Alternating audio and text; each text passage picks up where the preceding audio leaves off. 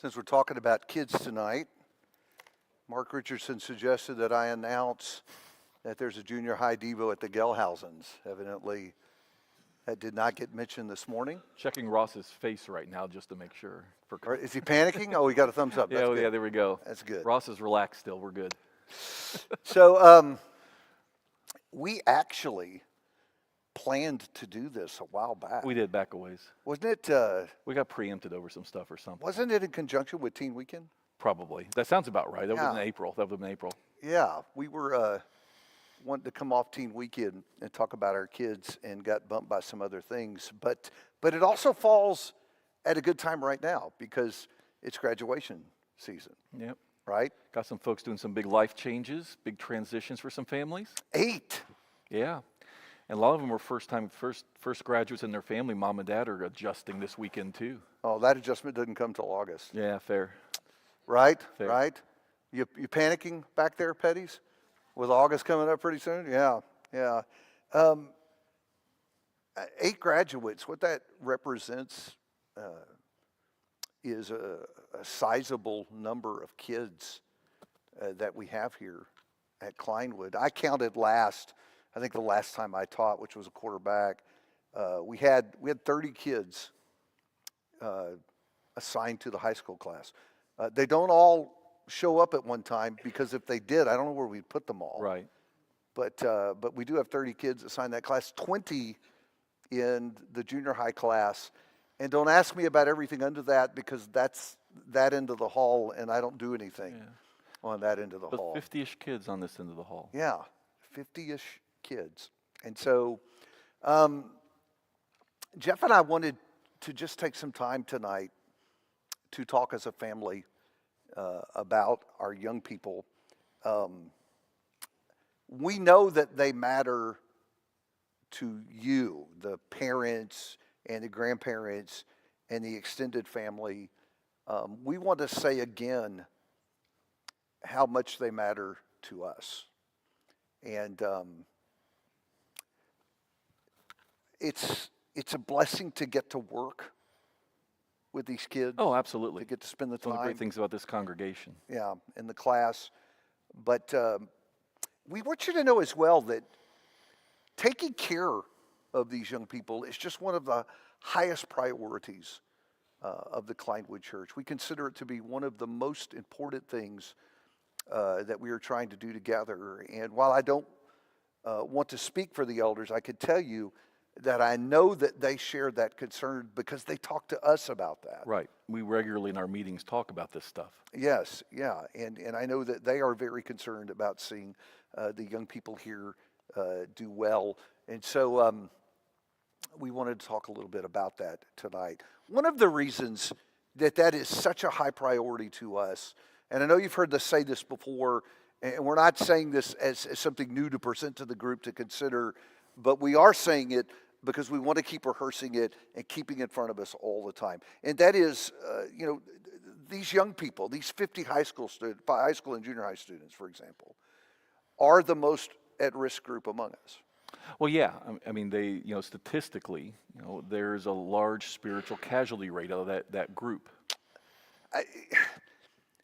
Don't miss the point here because Jeff and I certainly believe that every soul is important, and we're not trying to attach greater value to anyone over anybody else. That's not the point of this. Every lost sheep is important. Every one of the sheep is important.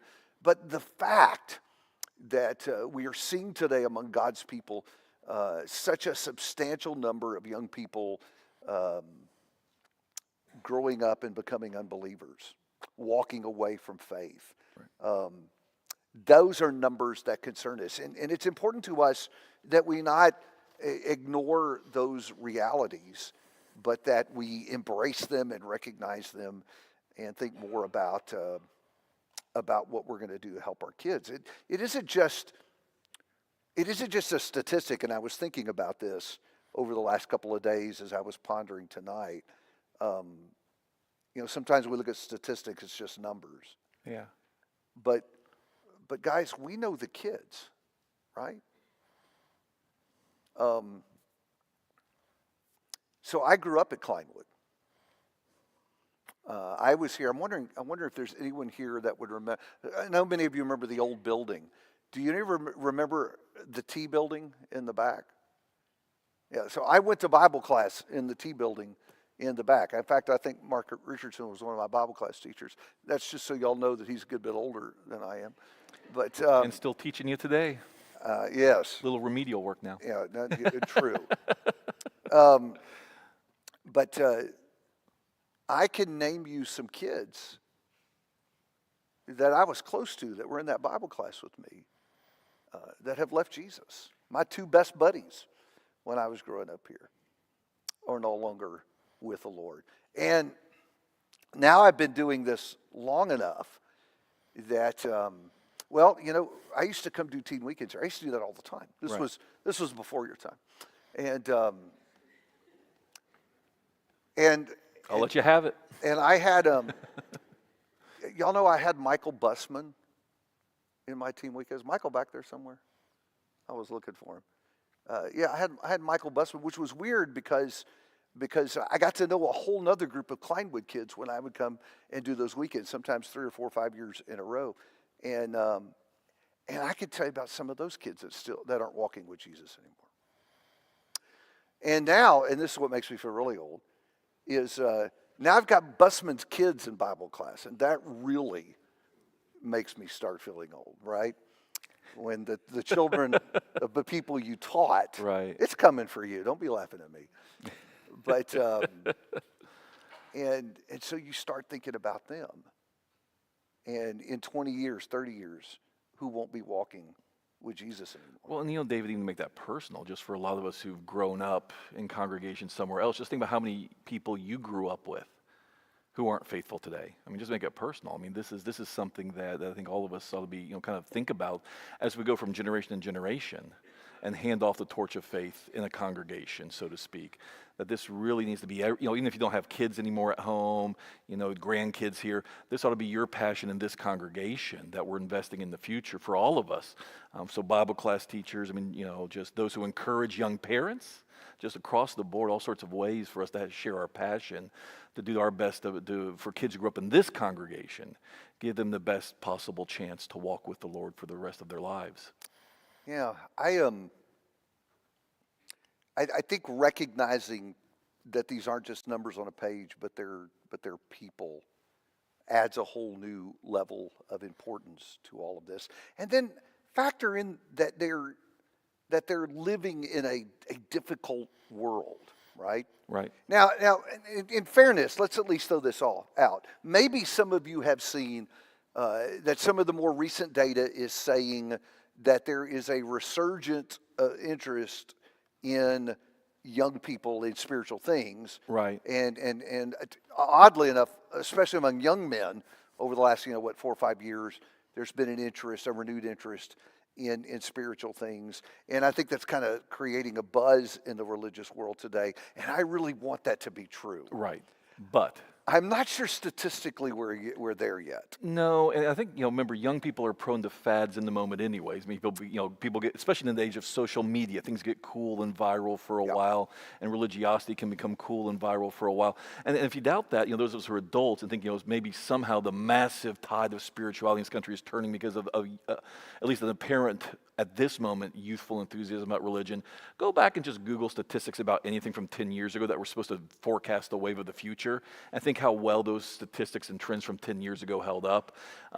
Let's not start high-fiving about some sort of, you know, if you keep up with these kind of things and see these kind of headlines in the news, which David and I do, that, you know, stats and trends of the moment really do herald the wave of the future. It does not change the fact that we have a lot of work to do and a lot of intention to form around what we want to do. Yeah. So there was a moment during Teen Weekend, and it may or may not have something to do with the fact that we wanted to come back and talk about kids, but the last segment of Teen Weekend this year was a Q&A with the kids. And ask us anything kind of thing. yeah, literally. Yeah. Any Bible question.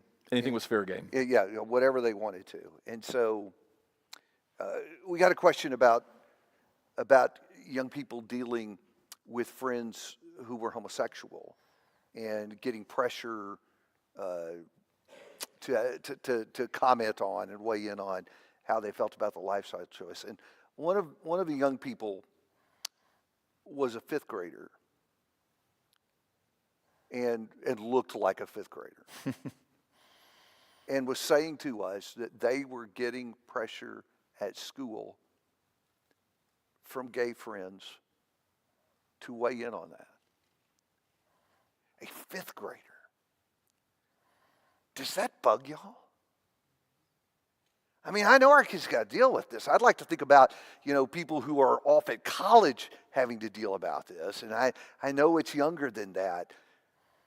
But this little fifth grader was talking about that struggle. And I got to tell you, that really rattled me. And I came away from that exchange just sort of thinking, yeah, it's a difficult world. Well, and that's the thing. I think for those of us who came of age in a different time, before the internet, social media, the whole thing, the realm of childhood innocence has shrunk greatly for our young people. They are robbed of their innocence about all manner of evil much earlier now because of where the culture's at. I think that's right. And so I think it's good, what it's going to require of us, of all of us. And I'm talking about parents, I'm talking about Bible class teacher, I'm talking about church family, I'm talking about, grandparents and extended family. We're going to have some uncomfortable conversation, folks, to get our kids prepared to deal with these kinds of things. We can't, just kind of bury our head in the sand and opt for homeschool or co-op and hope they don't get exposed to this Correct, stuff, right? because at the end of the day, the kids at homeschool and co-op still have smartphones or friends with smartphones. Unless you're going to lock your kid away, they're going to have extracurriculars. They're going to encounter the world in some way, shape, or form. Yeah. There's no hiding from this ultimately. Yeah, and the reason I thought that was important to bring up is I remember years ago talking to a mom who had a teenage son, and her and her husband had never had a conversation with him about sexual purity. And he's a teenager. And somehow that discussion came up with Heidi and I, and here was her pushback on it. She said, I'm not ready to do that because I just want to protect his innocence. Y'all are making funny faces. I wish I could photograph that and throw it up on the slide. Because what I'm reading in your faces is, you got to be kidding me, right? She's got a teenage son and she's worried about protecting his innocence. And I do think that is part of our struggle with this. And the fact that those conversations are uncomfortable. Talking to a fifth grader about a trans student, how awkward is that conversation? And when you were little, you and I could never imagine that being a necessary conversation. And yet that's exactly where we are. And so what I think we imagine is, I'm not going there because I'm protecting their innocence. I will get to that later. Here's the reality of it. Here's what we're really doing when we do that. We're leaving them vulnerable and unprepared when the conversation comes up way before we anticipate. And the thing that's hard, for those of us who are parenting today to think about a little bit is, it used to be because the culture had more backstops in it, and the culture had less ways to get into our kids. Again, internet, smartphone, and again, your kid doesn't have a smartphone. That's wonderful, good. That's a fine choice. But that doesn't mean their friends don't and they can't show them things, or their friends are telling them about what they've seen or learned on the internet or the phone. And so here's the reality. To your point, David, we're not protecting their innocence. What we're doing is we're allowing the world to set the narrative that we didn't have to play catch up to. And the trick of all of this is, and again, wisdom's called for. You got to know your kids, their circumstances. But the reality is, we want to be setting God's narrative about this stuff before we are playing catch up, because we always talk about first impressions in the world matter. First impressions about spiritual things matter. And when you're having to play catch up, especially about really, really potent things like sexuality, when your kid's sense of what normal is has already been set by something that is utterly, utterly of the devil. And now you're playing catch up and trying to have to undo what's been taken, rather than they see the danger or the foolishness initially because you've already said, hey, listen, you're going to hear in the world X, Y, Z. And by the way, you don't even have to tell your kids everything if you just simply plant the seed that you're going to hear things about this in the world. And when you do, come talk to me because God has already spoken to anything you're going to hear in the world about this. You don't have to completely blow up their innocence, right? But you do have to sit there and say, look, you're not going to hear anything that's new to me or new to God. God's already spoken to this. If you're not going to have all of these conversations with your kids yet, I don't think it's appropriate, you can still say, listen, God has spoken about some things you're going to learn in the world. I want you to come hear God's version when you hear the world's version. God has already spoken to this. I think that when I was a kid growing up, Yeah. one of the things parents were trying to do was to teach their kids how to get along in the world without becoming like the world, Yeah. right? Right. In the world, but not of it. Yeah, I think we're past that. And I think the stage we're in now is we need to prepare our children to do battle. Well, I was going to say, that's the with thing. the world. There used to be that we at least for a while, maybe it was possible, maybe we were just deceiving ourselves more than we realized even then. I'm wondering if it's the second. Agreed. But the bottom line is we used to believe at least that there was a way to be a Christian and not have conflict with the world. And folks, what's funny is, again, I keep my finger in the larger religious world because of what I do, want to know where the winds are blowing and whatnot. And it's fascinating watching more conservative religious groups already recognize there is no way to avoid conflict with the world now. We are going to have to accept the fact that we're going to be haters of mankind and bigots again. And the world is going to scorn us. And especially the most important thing we can teach our kids, aside from the specifics we may be thinking about right now, moms and dads, the most important thing you have to teach your kids right now is you're going to have to understand in your generation there's going to be an absolute struggle between you and the world, and you're going to have to accept the fact that the world is not going to like you. If you're worried about pleasing men, you cannot please God, and there are simply going to be consequences in your life for serving God over the world. And if we're not preparing our kids for that, then I'm not sure that we're, forget the other issues on the table. Our kids have to be prepared for the fact that you're going to have to accept less than what my generation got in the world because the conflict in your generation will be far more ferocious. Yeah, I think that I think that we haven't appreciated that the crowd out there is hostile Yeah. to Christianity and those who embrace it and those who follow it, which is why we need to prepare them for battle. That's right. Because the other side is hostile and bent and determined. And then I think about why is it that we forget to factor the devil into this? Have you all noticed how the devil doesn't get talked about nearly enough anymore? And the fact that he prowls about like a roaring lion, seeking someone to devour, like Peter said. I don't think we talk enough about the fact that there is an adversary who is promoting this assault on disciples, and impress that on our children. Yeah. That it's genuine, real spiritual warfare that they're facing as they go out there. Well, and to that point, you went there, David. One of my favorite verses, you mentioned the 1 Peter 5. For me, one of the most frightening verses in all the Bible is in Revelation 12 and verse 12. When John says this, and against the conflict between the dragon, who John explicitly identifies as Satan, as the devil, who's been defeated, again, stripping away the imagery for a second of the confusion. But bottom line is, Satan has been already defeated by the cross of Christ and the resurrection, the power and the work of God. And so, Satan has been cast down, as it were, in the language and idiom of Revelation. But verse 12 is the frightening one, because listen to what God and the glorified Christ were telling Christians, first century and 21st century. Rejoice, O heavens, and you who dwell in them. Why? Because Satan's been defeated, and you're safe now. The saints under all of that. But woe to you, O earth and sea, for the devil has come down to you in great wrath, because he knows his time is short. And so the bottom line is, and again, it goes on, the devil is here now, verse 17. The dragon became furious with the woman, went off to make war on the rest of her offspring. You hear what he's saying? He's angry. And he knows his time is short. Why? He knows he's lost now. The cross was his crushing of his head. He's angry. He knows he's lost, and he's here to make trouble for the people of God on earth. You may not be interested in Satan, but Satan's interested. You may not talk about him, but he is very much alert and active. And by the way, one of my favorite sayings about Satan anyways, you don't have to worry about the world. He's already got them. All he has to do is focus on the people of God. We're the ones he doesn't have yet. And so we have his full attention. But Christ in heaven is explicit to his apostle John on earth. He's angry. He knows his time is short. And he fully intends in the time he has left to make war with God's people. Somebody asked the question, we said there are some very recent numbers that show a renewed interest in spiritual things. Yeah. But the question was, isn't atheism also on the rise? Well, yeah, I mean, because this is the thing about statistics, and again, got to remember the media loves to because the media needs some new thing to stay in business. Okay, so I'm old enough to remember just a couple years ago when we talked about the rise of the nuns, NES, yeah, the nuns, the growth of atheism in Gen Z and Gen Alpha right behind it. And so here's the thing, ironically. And this is the fun of statistics, why statistics are so staggeringly misleading, especially in the context of headlines. Both are true.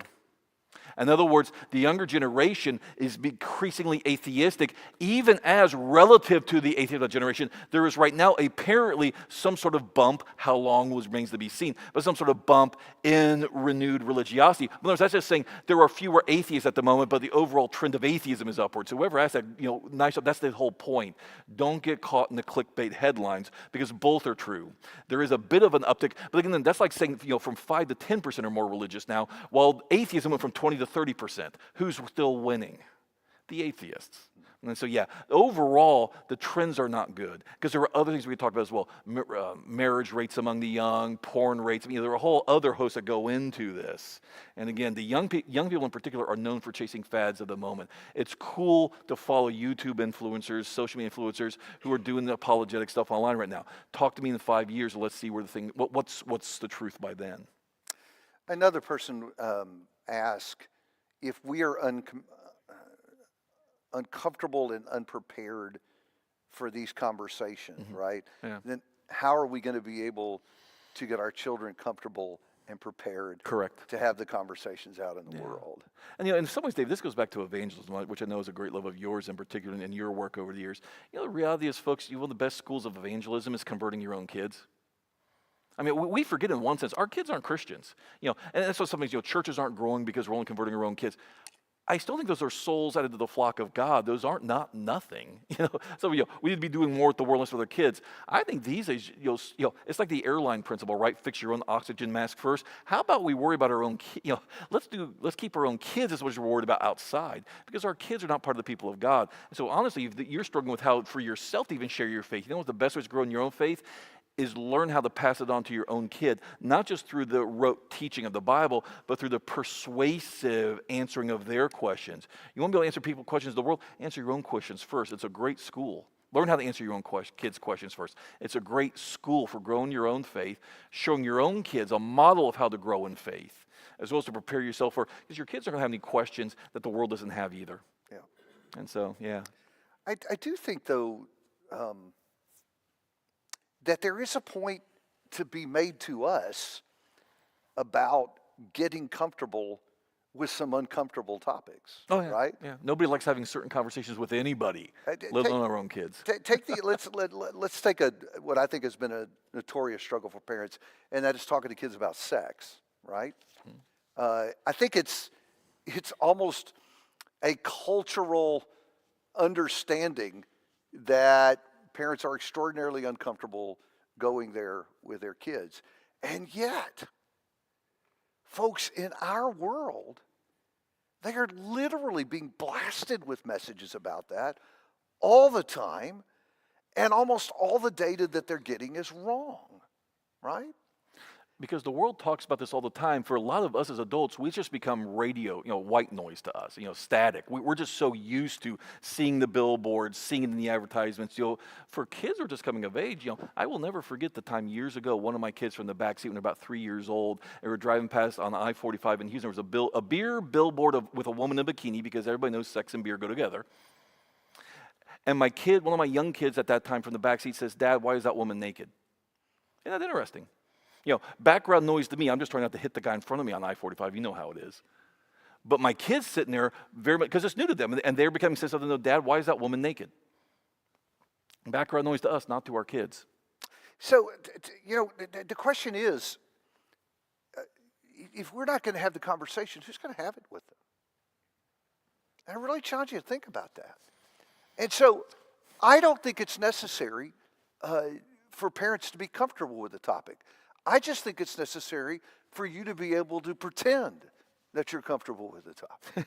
Okay? And I think that's good enough. Fake it till you make it. I think that's right. We did a parenting class a couple of years ago, and I shared with you what was our family strategy about that topic. And that is, we very much were what you said earlier, where we were in that same place. We want the right information before the wrong information, right? Yeah. And so when our kids were 9 years old, this was a long time ago, when our kids were 9 years old on their 9th birthday, they got all the information, right? We explained everything about where babies come from and laid all the right terminology for all the body parts, everything. Mom and dad having a conversation, privacy of our home. But the thing we said to our kids was, this is only the first conversation. And we pretended to be real comfortable with this. And we said, you can come talk to us about this at any time. And I will, if there's any consolation in this, it does get easier over time. I do remember when my son was in 6th grade, started junior high for the first time, and when he got home from school, he came up to me and said, remember when you said I could ask you anything? That's bad, okay? Put on your no freak out face. He said, I heard 3 words today at school, and I don't know what they are. And yeah, that was another one of those memorable parenting moments, right? But who do we want him to go talk to about that? Right? And he didn't have access to the internet at that time. I certainly didn't want him to Google it or go to YouTube. And so coming back to the question, we're uncomfortable with the conversations. I don't have a better answer to that than to say we need to get comfortable with the conversations and let our kids know that we can talk about these things, right? I know, again, just to make that point, just one of the things that both you and I emphasize when we go in the high school class and take our turns in the high school class is we want this to be a place where you can ask anything. Nothing that will be shocking, nothing will, cause us to freak out.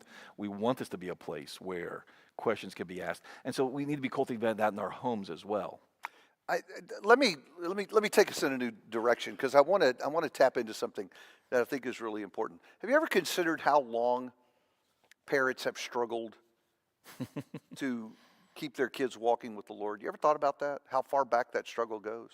I mean, obviously, it's been true for every generation represented in this audience, right? But it's further than that. And someone says, well, yeah, like all the way back to Bible times. How far back in the Bible do we go and see this struggle with parents who are trying to get kids to do the right thing and follow the Lord? Genesis chapter 4 with Adam and Eve and their boys, one of whom was murderously rebellious. Think about that.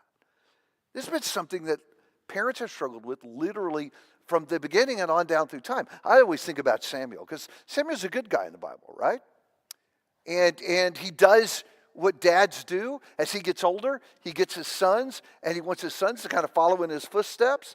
In 1 Samuel 8 and verse 3, if you want to look at that text, 1 Samuel 8 and verse 3, his sons don't do what their father did.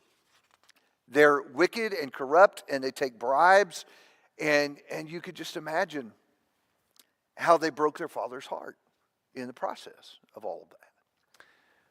And there's always that warning to me that frightens me about Eli, because Eli was a good man. Yep. And he failed to pass it on to his sons. Didn't take care of his kids. Well, and that's just it, is while he wanted to have the role, he didn't prepare them for the role. And there's always that line in chapter 3 of 1 Samuel that haunts me. And I think for every one of us who are parents, when God says to Eli, I'm going to punish his house, verse 13 of 1 Samuel 3, I will punish his house forever for the iniquity he knew because his sons were blaspheming God and he did not restrain them. There's such a dangerous thing about not, in God's eyes, doing what we need to be doing with our kids. And so Eli, as good as he was, because I think Eli was not singled out for his own participation in the sins of Israel. He was he was singled out by God for his failures to be the father he was supposed to be to his sons. But he wanted to have the job when they were utterly unprepared for it. And God calls him out for it. Well, think about, too, how we see this in the life of David, King David. Because David's a man after God's own heart, right? Yeah. He's a good guy.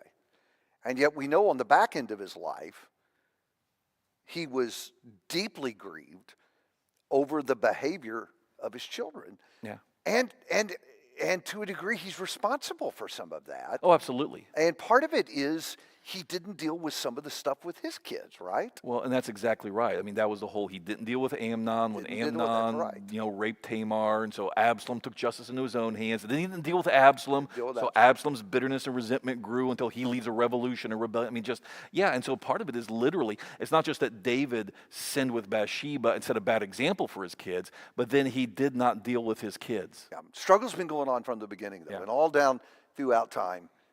Parents have struggled to get their kids to continue to walk with the Lord. So one of the things that I would invite you to consider with me tonight is if we are seeing lots of young people abandon their faith, then maybe it's time for us to reassess the status quo of what we're doing as parents.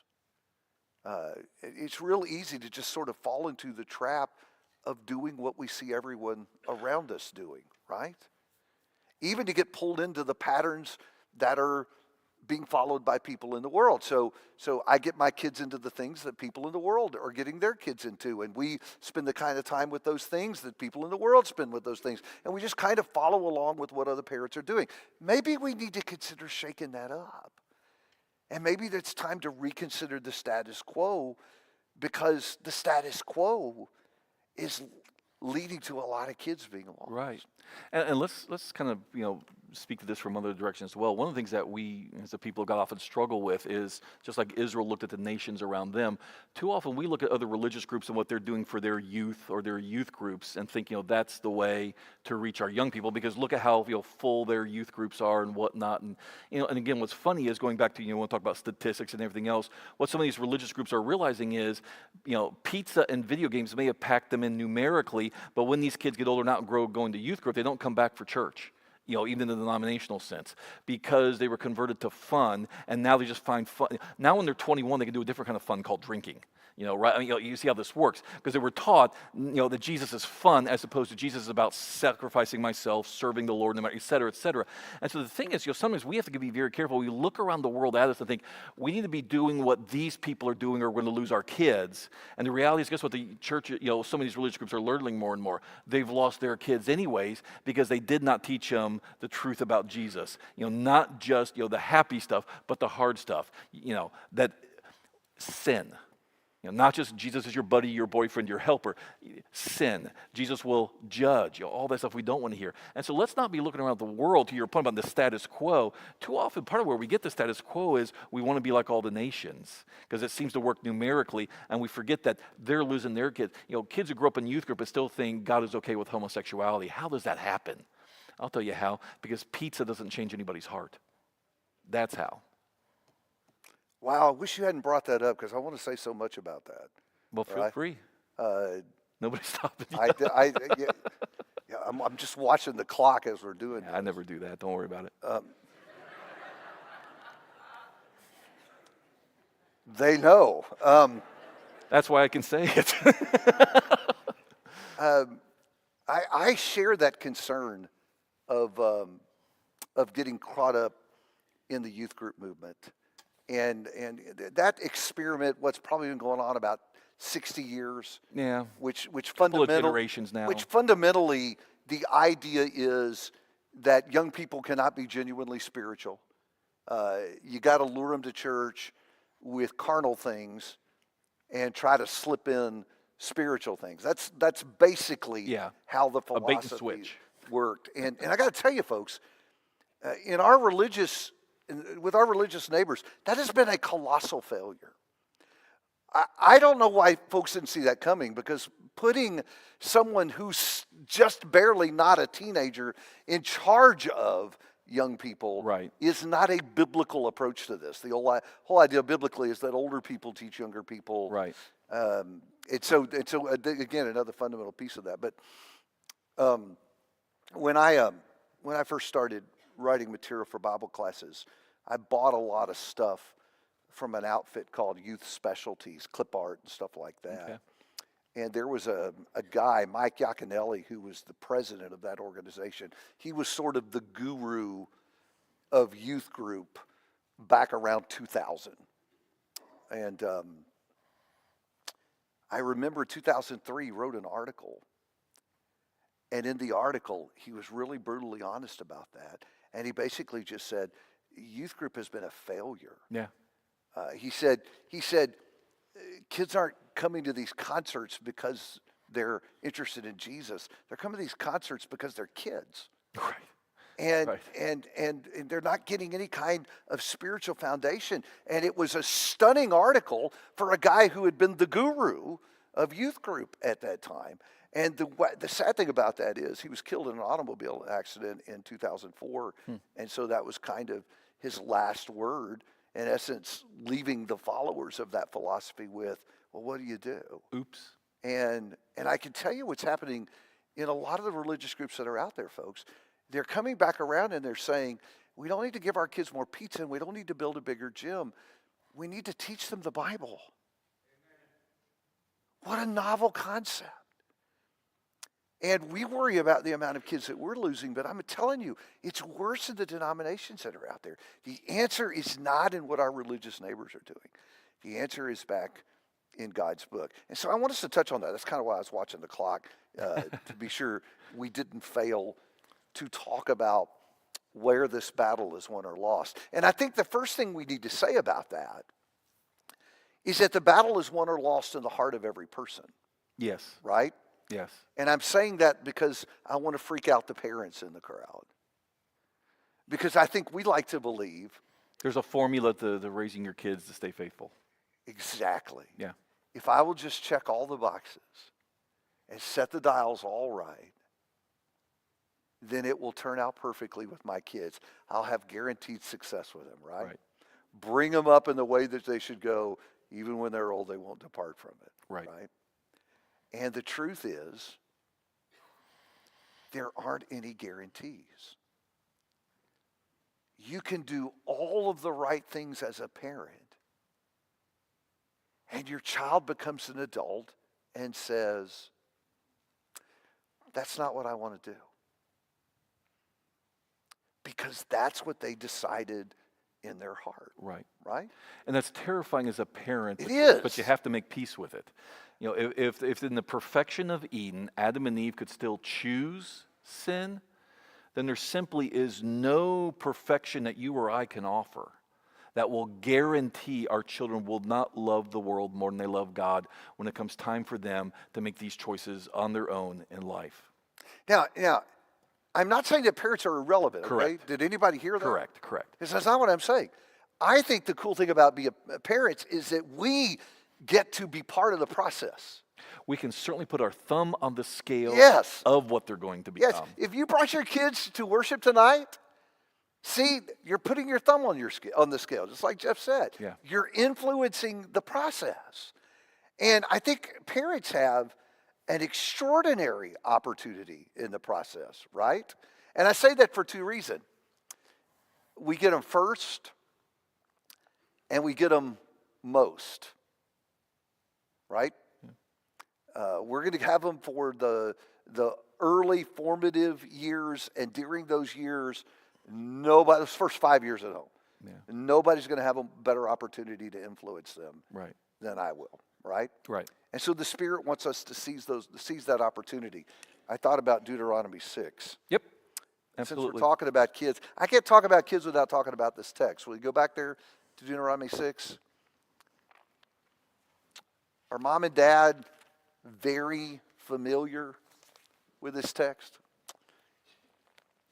This is kind of Moses' farewell address, Yeah. right?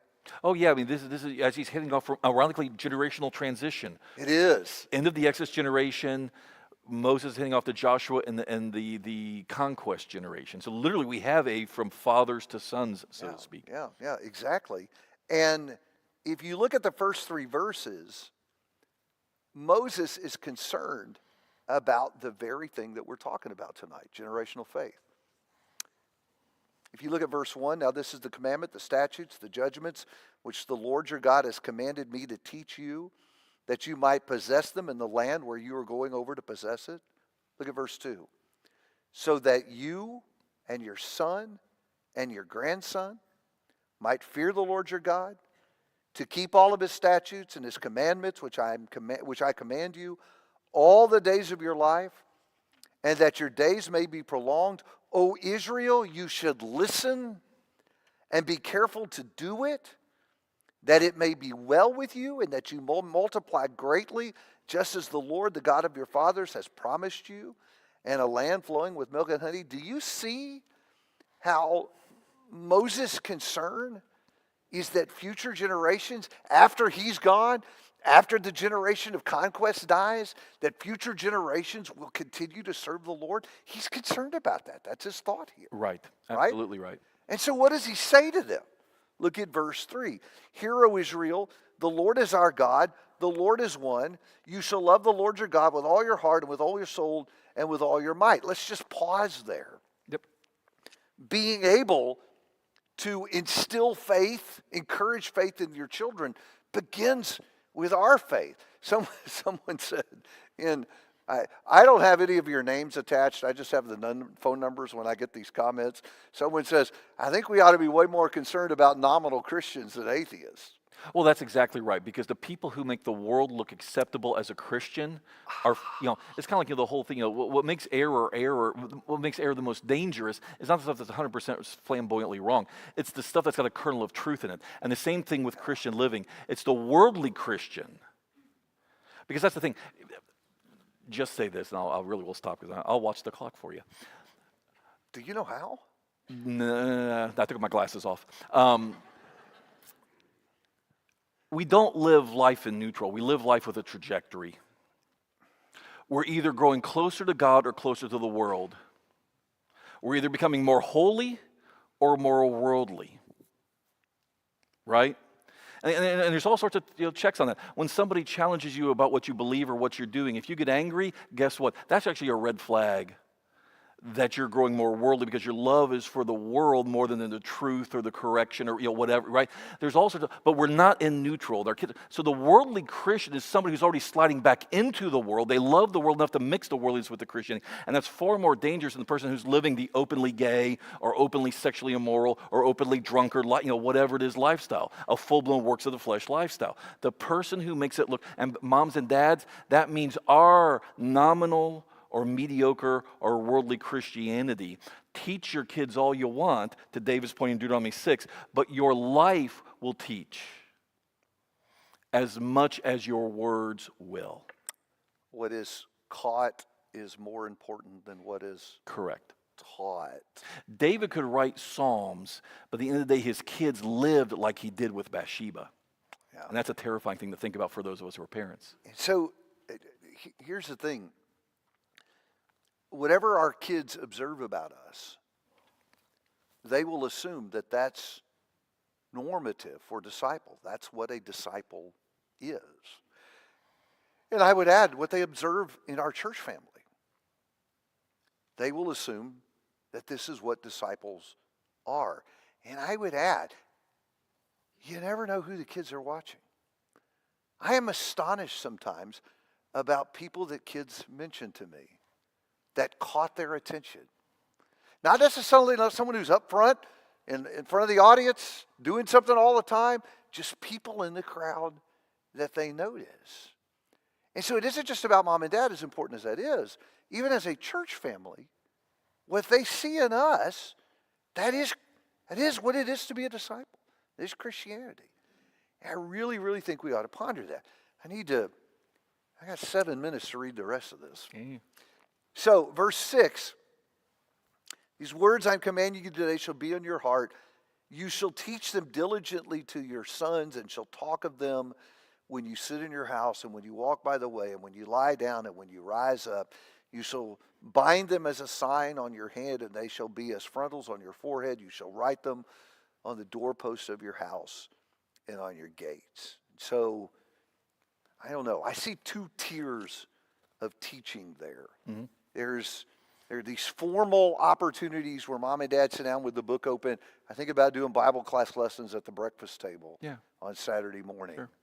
And then there's just the life opportunities, the teaching moments that pop up along the way where we get an opportunity to talk to them about God. Including when our kids ask questions, because Deuteronomy has several places where when your son asks you, why do we do this? That's when mom and dad step in and give them the word of God. But But if I can just take one step back before that, you see, only reason a kid would be moved to do that is because that's what fills the atmosphere of our home, right? Can I challenge y'all to think about that? Because it's important whether you got kids at home or not. But what is the atmosphere that fills your home? In fact, sometimes you can just measure this by quietly listening to what the family's talking about. What's the conversation at the house? And I think what Moses is arguing for is we need to make God's word the atmosphere that fills our home all the time. That doesn't mean you don't talk about homework or what the Astros did. It's better, Matthew, okay? You're doing better. But if that's the atmosphere at house, guys, we're breathing the wrong air. So I really challenge you to think about that. Well, and let's make this concrete. What we want is a home where the kids know that mom or dad know as much about the Bible as they do about sports. Number one. And Number care two, about the that's Bible. what I was going to go next. Number two. Oh, I'm sorry, I ripped you off. No, I do it to you all the time, so feel free. Number two, though, you do. Yeah, and then the next crucial part is, because this is where the heart, you mentioned the heart earlier, and Deuteronomy 6 is about the heart. Love the Lord your God. Not only do I know as much about the Bible as I do about the Astros or whatever it is, Aggie football, we'll get real personal, but I care as much about God. I'm as passionate about God. I'm as much at war against sin as I am concerned about these lesser things. And by the way, you may do number one well, and number two is where we get caught. Our kids will catch our passion as much as they will our knowledge. Your kids know what's really important to you. They really do. They figure it out. If there's an idol in your life, your kids know, because you can't help but make it the priority, make it what you talk about when you rise up, when you lie down, when you sleep. You talk about what's important to you. And so if your kids know, your passion is in sports, your passion is in business, your passion is in whatever, your kids are going to know that there is something higher in your life than God. So you're talking about something that Randy talks about all the time, and that is the lived relationship. Yeah. Right? Yeah, you're living your relationship with God before them, and they see the things that matter to you. Right. Another thing I want to tag on to that is I think there's a big difference between knowing Bible facts and being convinced that the Bible is true. Does that make sense? Are y'all with me on that? So take the story of Jonah, for example. It's one thing to teach your kids about Jonah, that Jonah was swallowed by the great fish. And then the fish spit him out, and he went and he prophesied to Nineveh. You get all those facts lined up. I mean, let me say this though. It's a very different thing to ask your kids, do you believe that really happened? Because there's a world of people out there that thinks it's pretty dumb to believe that story. And so we got to push that next level and ask them, do you really believe that's true? Right. You can teach the kids the facts about the resurrection. Jesus died on the cross and rose on the third day. We rehearse that regularly. We make remarks before the Lord's Supper. But have you ever talked to your kids, do you believe that someone could die and literally be dead in the tomb and come back to life? Are you convinced that's true? Because most of the world doesn't believe that. Right, and they think it's foolishness. They think it's foolishness. That's exactly right. And to even go one step with that, David, the other thing is, and think about this, we want them to actually know, work the belief in the facts we teach them. We want them to learn to think in terms of the facts we teach them. That's part of what I was actually getting at in the reflection this morning from Corinthians. The Corinthians knew about the cross. They did not think in terms of the cross. And Paul's whole point is it shows throughout your entire congregation and your life. Here's a bunch of examples of in your congregation where you do not understand how to think in terms of the cross. Yep. And so that's the thing that we want for our kids. It's not just a letter of the law. We want them to absorb the spirit of the law so they don't just basically stay this side of the speed limit. They can think wisely and godly as Christians can think. And that's basically what Paul's blasting the Corinthians for in that letter is you guys know some of the facts. You have no idea how to think in terms of the facts. Let me ask you to think about one more thing because we're getting ready to get hit with the bell. I would invite you to read through the Gospels and watch Jesus interact with his disciples and use that as a model for parenting. One of the things I love about Jesus' interaction with his disciples is kind of this ongoing conversation. You know, he asks them questions all the time. What do you think? What do you think? Who do men say that I am? Yeah. Who do you think I am? Read the stories of him interacting with his disciples and think about the opportunity to interact that way with your kids. Wow, we did not manage time well tonight. Let's pray before the kids come in. Father, we're so grateful to have this chance to think about our young people. Thank you for blessing us with so many. And we ask you to give us wisdom to make our work determined, to make our efforts great as we try to care for them well. Bless our efforts. In Jesus' name, amen.